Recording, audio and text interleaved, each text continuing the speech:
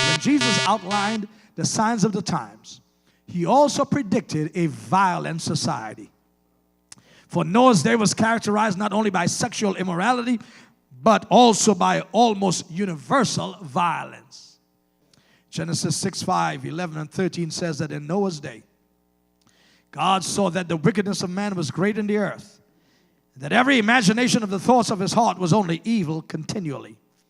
And the earth was filled with violence. And God said unto Noah, the end of all flesh is come before me, for the earth is filled with violence. Do we see battered wives? Do we see child abuse, gang wars, drive-by shootings, serial killers, and mass murders today in our society? Or was Jesus' prediction a false alarm?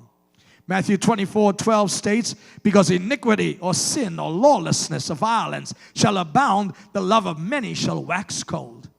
We are cold-hearted people. Our hearts are hard. We have no compassion. That's why as a preacher, you would hear me over and over again preach about being compassionate and loving and caring in the church of the living God. Because the world we live in is a cold and hard place. 2 Timothy 3:1-13 lists a whole catalog of crimes against God and our fellow man.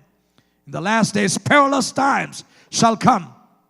For men shall be lovers of themselves, covetous, boasters, proud, blasphemers, disobedient to parents, that's juvenile delinquents, unthankful, unholy, without natural affection, that's homosexuals or child abusers, false accusers, incontinent, fierce, wife batterers, despisers of those who are good, traitors, heady, high-minded, lovers of pleasure more than lovers of God, having a form of godliness, but denying the power thereof. From such turn away.